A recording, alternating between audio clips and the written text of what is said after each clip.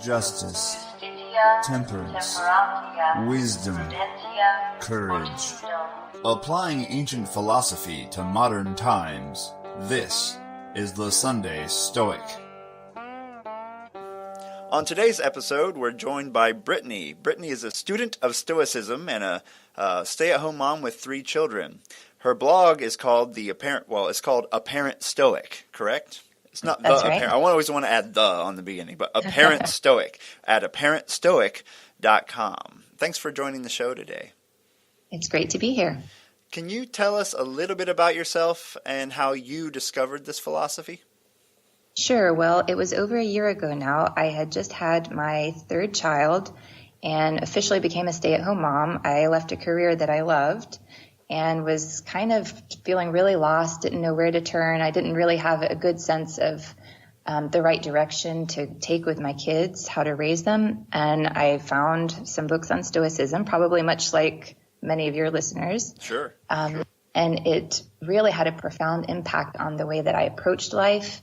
And of course, once I started thinking about how to be a Stoic in my whole life, I naturally wanted to apply it to my children as well, to being a Stoic parent. So then I started thinking more and more about how can I do this. So I started the blog to kind of put together a coherent system for being a Stoic parent, as well as to hopefully reach some other people who are interested in the same topic. Well, I found your blog, and so it's definitely very easy to find with a few key terms, Stoic and parenting, and it popped right up. Great. So do you have any advice, before we even jump into the field of parenting, any advice for those of us starting down the road of the study of Stoicism? Sure. Well, I think Stoicism, it applies to everybody. And the way I look at it is it's really helpful to think about the 3 topoi, they call them, the 3 disciplines, and how it connects to your life in 3 different ways. One is your personal relationship with yourself, and that's related to the discipline of ascent. And another is your relationship with the universe or God or your spiritual side if you're religious.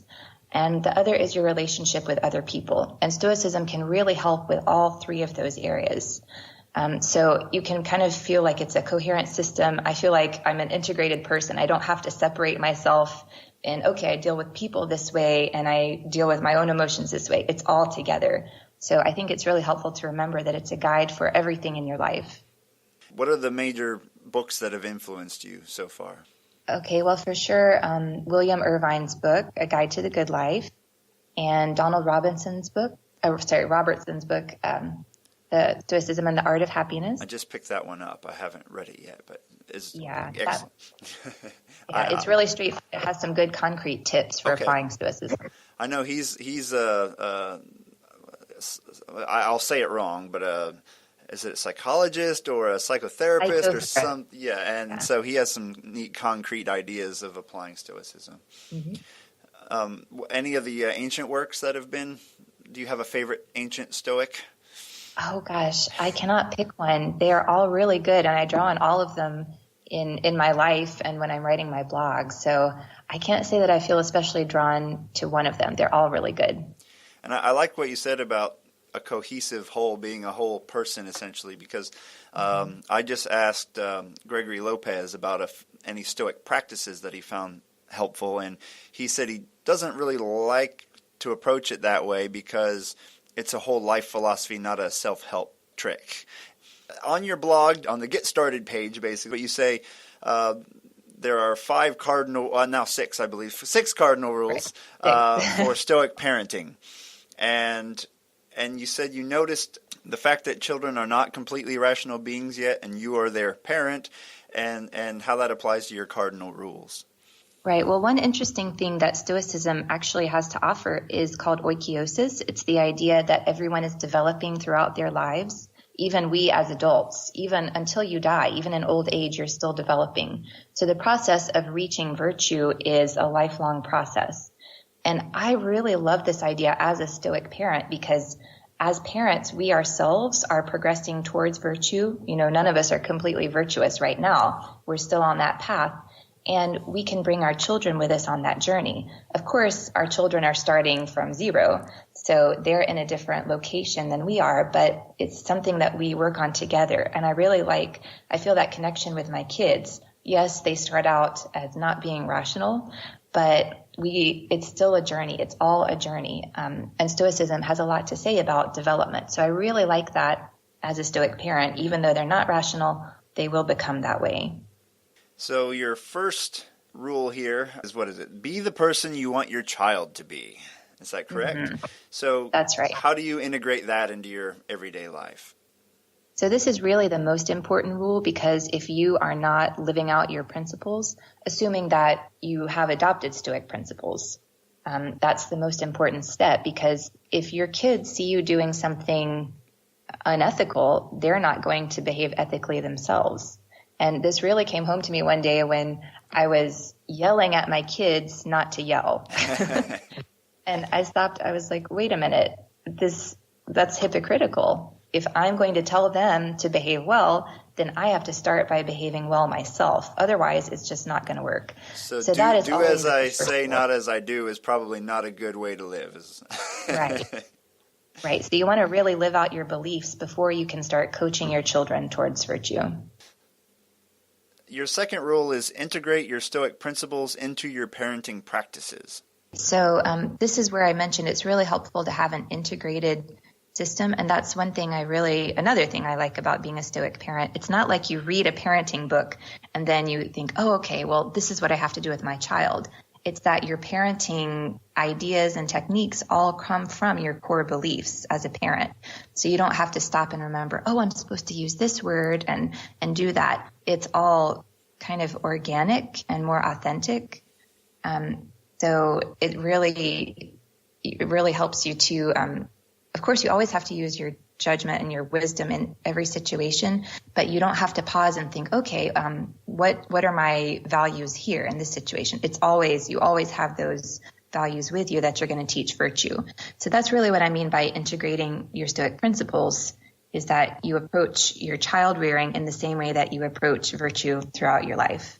So some examples of that is the idea that your children are still learning, and everyone starts from a kind of ignorance. The idea of amathia. Are you familiar with that? I've not used the term on the podcast, but I have read it. If you'd like to mention it, that'd be great. Yeah. So Massimo Pigliucci talks about this in his book, How to Be a Stoic. And he says that this is a word that we don't have in our English vocabulary today. It's basically unwisdom or disknowledge. It's a lack of wisdom. So this is helpful for me to think about not only with other people, other adults who don't necessarily live virtuously, but also with your children. They simply haven't learned the right way to behave.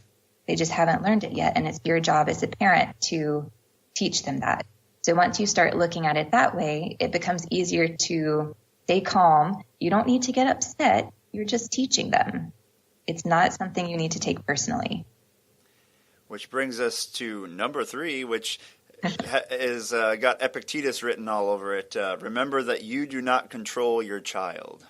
This was one of those aha moments for me as a parent, probably for many people, when you realize, wait a minute, this is what I've been doing wrong all this time. I've been trying to control her, and you just can't do it. You'll always be unhappy if that's your goal, is to control your child.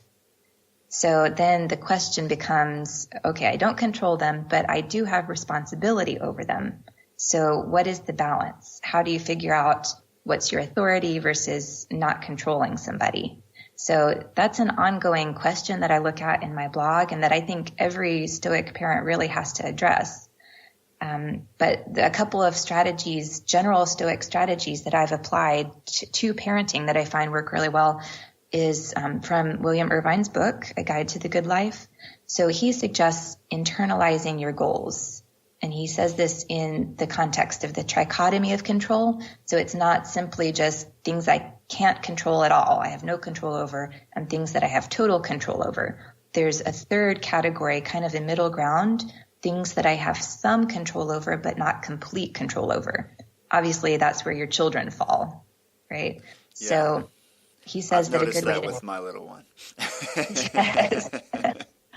So a good way to look at that is to internalize your goals and say, well, I will do my best to help my child have good table manners, for example. I will help my child to not put his feet on the table. But if he insists on doing it, I won't get upset because it's not my brain controlling his body, right? I don't have total control. So once you start internalizing your goals and you make your goal, I will do my best to help my child do something, then that takes away a lot of your frustration because you don't fail in your goal every day. If your goal is to make your child practice the piano and your child doesn't want to do it, then you feel like a failure. But if your goal is to help your child, then you can always know that, okay, I accomplished my goal. I tried my best. Even if your child doesn't do a great job, you can still be satisfied that you met your goal for the day.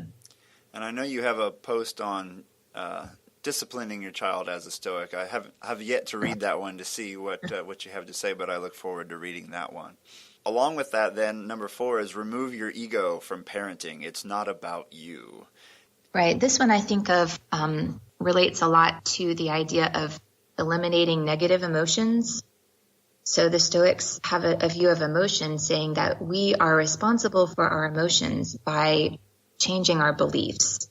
So your emotions come from what you believe is important and true in life. And Marcus Aurelius talks about this one where if you want to be happy, you just remove your sense of injury. If someone can only insult you if you allow yourself to be insulted, for example. If you remove your belief that you've been injured, then voila, you're not insulted anymore. So I apply this raising my kids.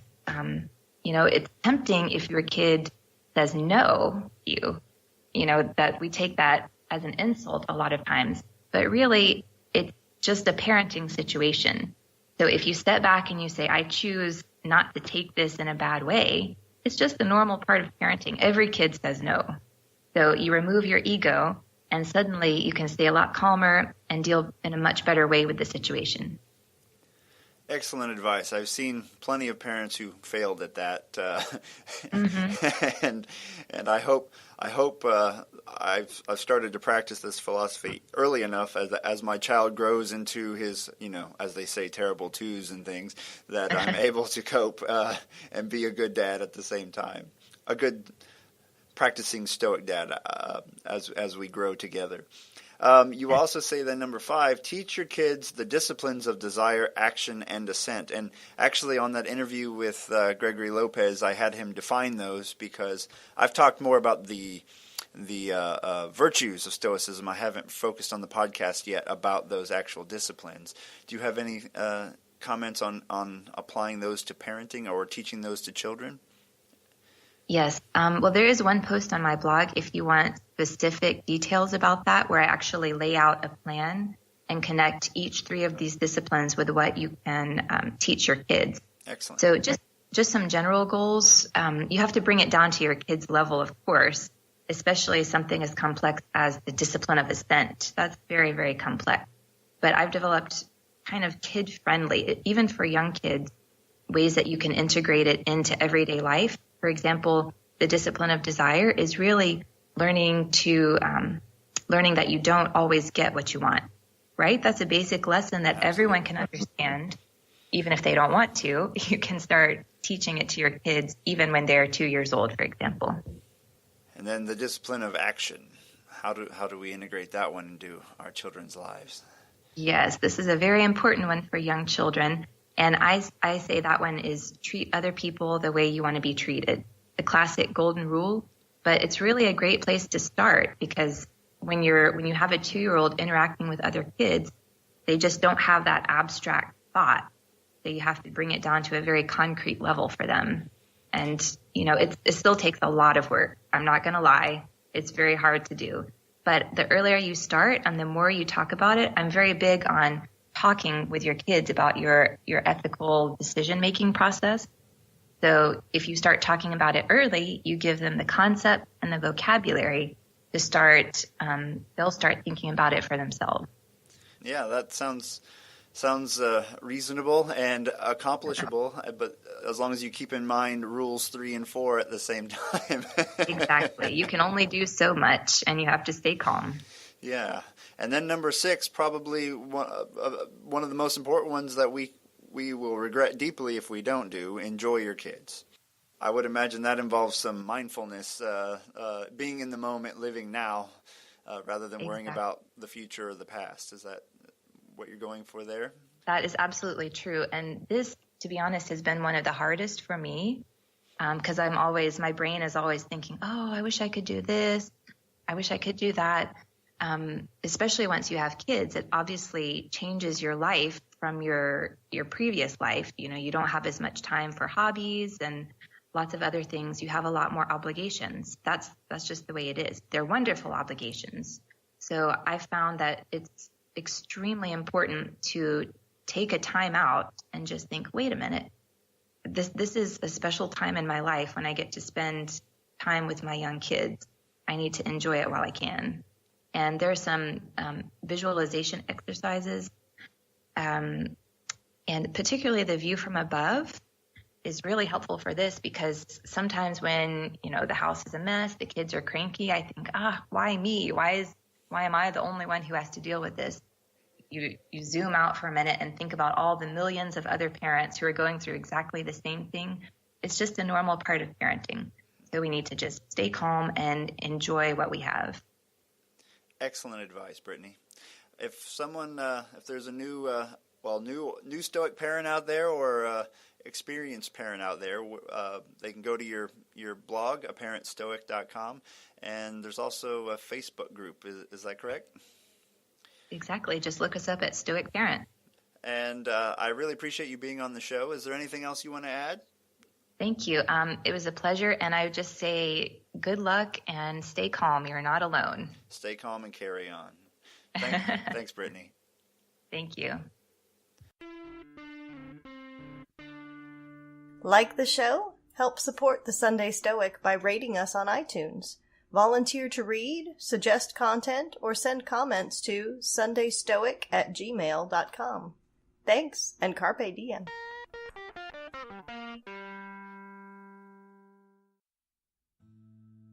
My time is my time, and my mind is my mind. Wisdom, justice, temperance, and courage I'm trying to find. There are few things in this world that I can control. I'll focus on those few and I will let the others go. And when the world rises up and seems to keep me down, I'm reminded it's just my view of things and I turn it all around. 'Cause my time is my time and my mind is my mind. Justice, wisdom, temperance, and courage I'm trying to find. Virtue is the supreme good. Happiness will soon follow. I may struggle day to day, but I'll be better tomorrow.